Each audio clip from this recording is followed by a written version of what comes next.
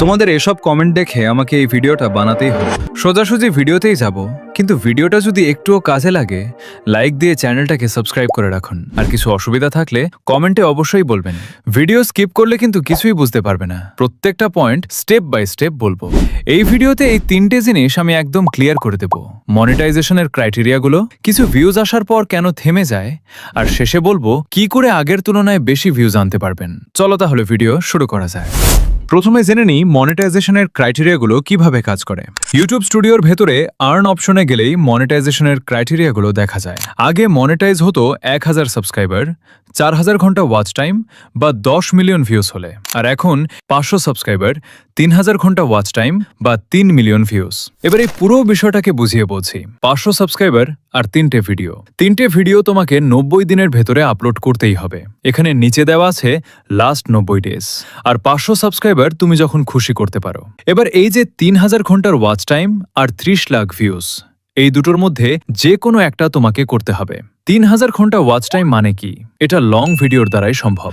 ধরুন আপনার ভিডিও 10 মিনিটের। যদি 60 জন মানুষ আপনার ভিডিওটা পুরো 10 মিনিট দেখে, তাহলে মোট ওয়াচ টাইম হবে 10 মিনিট গুণ 60 জন সমান 600 মিনিট। আর 600 মিনিট মানে 10 ঘন্টা ওয়াচ টাইম।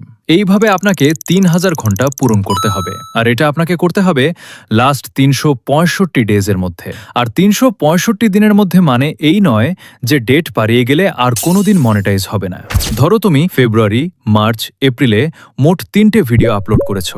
আর 3টে ভিডিওর মধ্যে ফেব্রুয়ারির ভিডিওতে 500 ঘন্টা, মার্চে 200 ঘন্টা, এপ্রিলে 300 ঘন্টা, মোট 1000 ঘন্টা। এবার যখন আবার ফেব্রুয়ারি মাস আসবে, তখন সেই 500 ঘন্টা হিসাব থেকে মুছে যাবে। এইভাবে যে মাসে ওয়াচ টাইম হয়েছিল সেটা 1 বছর পূরণ হয়ে গেলেই মুছে যাবে। এবার বলি 30 লাখ ভিউজের ব্যাপারটা। এটাও একই ধরনেরই হবে। কোন একটা ভিডিওতে যদি 10,000 ভিউজ আসে এবং তার পরের দিনের ভিডিওতে 30,000 ভিউজ আসে, তাহলে প্রথমে 10,000 ভিউজের ভিডিওর 90 দিন শেষ হয়ে গেলেই 10,000 উঠে যাবে, এবং দ্বিতীয় ভিডিওর 90 দিন শেষ হয়ে গেলেই 30,000 উঠে যাবে।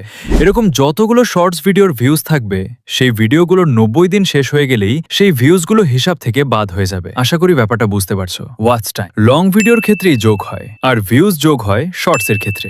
আর ওপরে এই যে ডেটটা দেখাচ্ছে, ওই ডেট অনুযায়ী এখানে ভিউজ কাউন্ট হবে। এই ডেটটা সাধারণত 1 সপ্তাহের মতো পিছিয়ে থাকে। যেই ডেটে তোমার ভিউজ এসেছে, ওই ডেট এখানে দেখালে ওই দিন দুপুর 12টার পরেই ভিউজ যোগ হবে। আর নিচের ক্রাইটেরিয়ার ক্ষেত্রেও একই।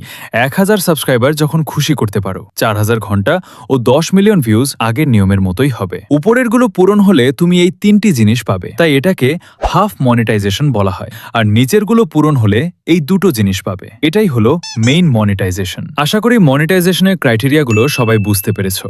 এবার যাই পরের টপিকে। কিছু ভিউজ আসার পর কেন থেমে যায়? এই বিষয়টা অবশ্যই মন দিয়ে শুনবে। দরকার হলে নোটপ্যাডে লিখে নেবে। 50 থেকে 70% মানুষের 1000 বা 2000 ভিউজ আসার পর থেমে যায়। এর মূল কারণ হলো তোমার প্রথমের ভিডিওগুলো। মানে তুমি যখন প্রথম চ্যানেল খুলেছিলে, তখন প্রথম যে 3-4টে ভিডিও আপলোড করেছিলে সেটাই মূল। সেখান থেকেই বোঝা যায় তোমার চ্যানেল তাড়াতাড়ি গ্রো হবে, না আস্তে আস্তে গ্রো হবে, না দেরিতে গ্রো হবে। তুমি লক্ষ্য করে দেখবে, যখন তুমি কোন নতুন চ্যানেলে প্রথম ভিডিও আপলোড করবে, যদি তাতে ভিউজ আসে, তখন সেটা সোয়াইপ আপ রেশিও যদি কম থাকে, তাহলে দেখবে ভিডিওতে বেশি ভিউজ আসার 90% সম্ভাবনা আছে। আর যদি অডিয়েন্স রিটেনশন দেখায় এবং সেটা যদি 100%-এর বেশি থাকে, তাহলে 30,000, 40,000 বা 1 লাখ ভিউজও হয়ে যেতে পারে প্রথম ভিডিওতেই। আর যারা ভাবছো যে আমার তো 1000 ভিউজও আসে না প্রথম থেকে, তাহলে কি আমাদের চ্যানেল সবসময় এরকমই থাকবে? একদমই না। ইউটিউব যে কোনো দিনই তোমার যে কোনো একটি ভিডিও ভাইরাল করে দিতে পারে, আর সেটা থেকেই মনিটাইজেশন চলে আসতে পারে। এবার অনেকে ভাবছো তাহলে তো আমাদের টাইম নষ্ট।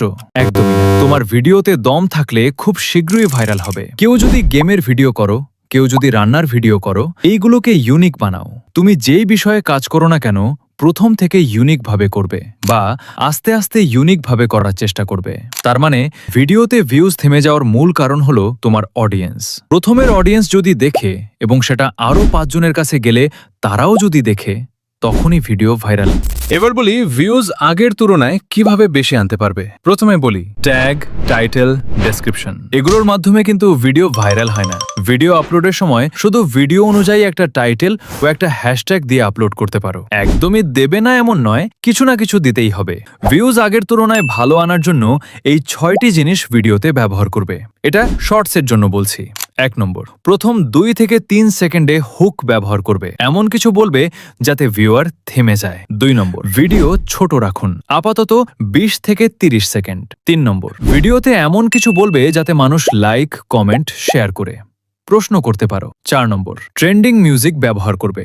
5 নম্বর, একই টপিকে ভিডিও বানাও, একদিন গেমের ভিডিও, একদিন লাভ স্টোরি, এরকম মিক্স কন্টেন্ট আপলোড করলে চ্যানেল ফ্রিজ হওয়ার সম্ভাবনা থাকে। 6 নম্বর, নিয়মিত ভিডিও আপলোড করার চেষ্টা করো, বিশেষ করে যাদের শর্টসের চ্যানেল। যাদের ভিউজ কম আসে তারা এগুলো ব্যবহার করবে, আর যাদের কন্টেন্টে দম আছে তাদের এগুলো ব্যবহার করতেই হবে এমন নয়, অটোমেটিক গ্রো হয়ে যাবে। আশা করি তোমরা বুঝতে পেরেছো। নেক্সট ভিডিও কি নিয়ে বানাবো বা কারোর কোনো সমস্যা থাকলে অবশ্যই কমেন্টে বলবে। দেখা হচ্ছে নেক্সট ভিডিওতে।